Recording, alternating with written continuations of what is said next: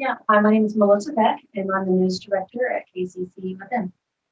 When I was an undergrad here at Cameron, I was a communications major for a while, and I specialized in TV and radio journalism.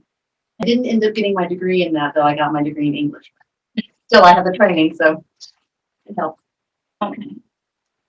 Actually, when I was a teenager, I started doing television commercials for my family's business, and that got me interested in television. My original goal was to become a news anchor on TV. Okay.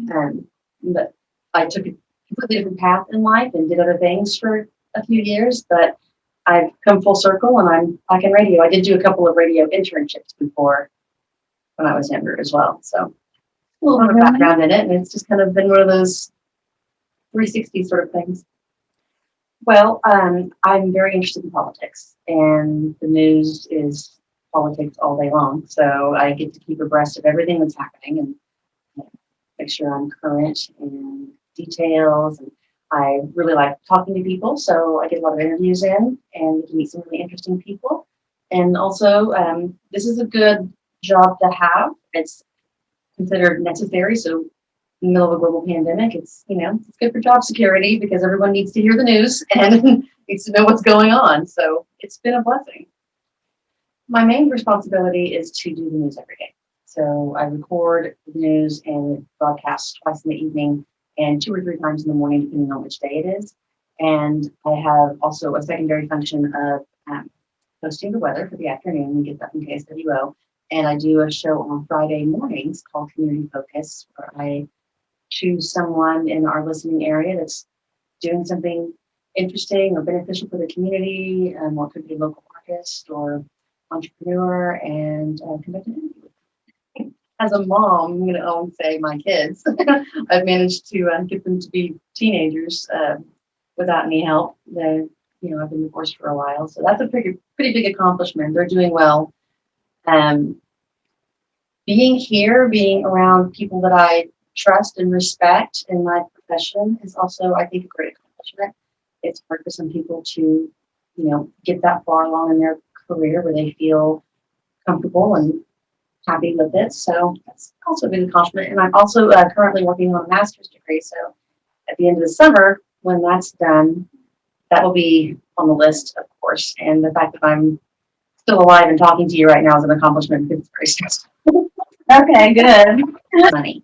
We are a nonprofit and we are affiliated with the university, but we do have to pay our own bills. And the programming that we air from National Public Radio and Public Radio International and different sources costs money. And the programming that people like the most is usually the most expensive. So we have to have pledges and donations and things like that from the public to get by, as well as grants. So it's a constant forward motion. I think in any nonprofit is to always try to just generate money to just stay afloat. This one experience, I would recommend getting a degree in journalism. It's in broadcast journalism or writing, doesn't really matter, but you would need to have, if you're in radio, you would need to have the desire to be a public person. If you're going to be a radio personality, that's a very public position. So it's not one of those sort of quiet careers in which no one ever knows you. It's, got to be ready for that. It's not a celebrity thing, of course, but just, there is that aspect of it. So yeah, study journalism, get your foot in the door somewhere, do internships. I know Channel 7 is a great place for people to start out in a career like this. They hire people straight out of school and then you can move on to other things. So yeah. Well, I think local radio does struggle in the same way local TV does. And people always need information, and people can't always afford to pay for services like satellite and different kinds of streaming. Turning on the radio is free. So that has been good for us in the digital age when there are so many other options. I know the print industry is struggling a lot more, but I think that we've been able to stay relevant by giving people important information that they need to hear.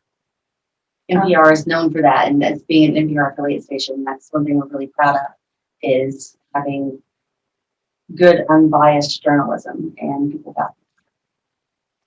If they're interested in it, I'd say pursue it. I mean, it's the kind of career that can be as slowly paced or as quickly paced as you want it to be, depending on if you want to be a radio personality and a DJ, or if you want to do the news like I do, or if you want to get into investigative journalism. I mean, that's a very busy career. So you can make it as easy or as demanding as you want. Well, I'm on the computer all day long.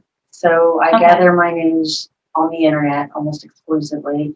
I read all the local papers in our listening area every day. I know what's going on. And of course, I use phone. People do my work desk phone and my cell phone and set up interviews. I do all my recording and editing here in the studio with our computers and our soundboard. So, yeah, technology is definitely in use. Okay, great. Okay. Of course, we're licensed by the FCC, so we have to conform to their standards. And then we also get a grant annually from the Corporation for Public Broadcasting. A lot of what we do is face-to-face, participating in different events. And a lot of that is, we do a lot of in-kind. And so that's a part of our marketing. It's our way of getting our face out there. We all volunteer at different organizations with different organizations. And so that's part of our marketing is giving people, reminding people that we are here and that we do provide a service for the community through our nonprofit organizations.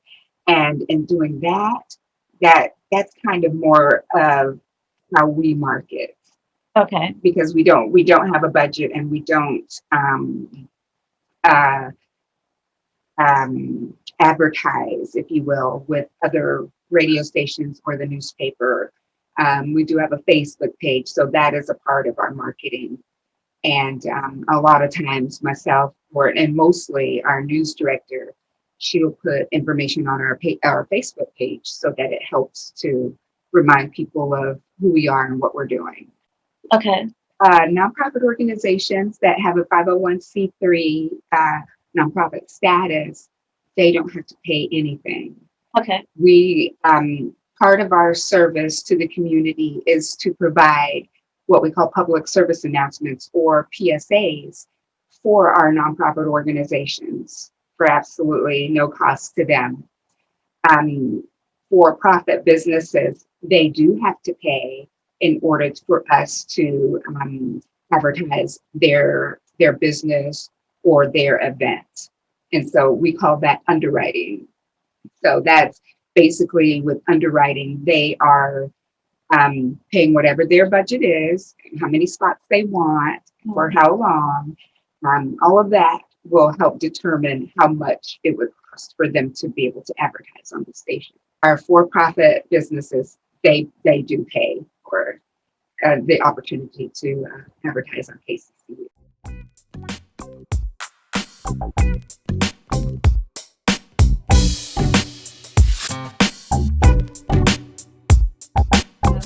Thank you for answering all my questions, and you have a good day. You too.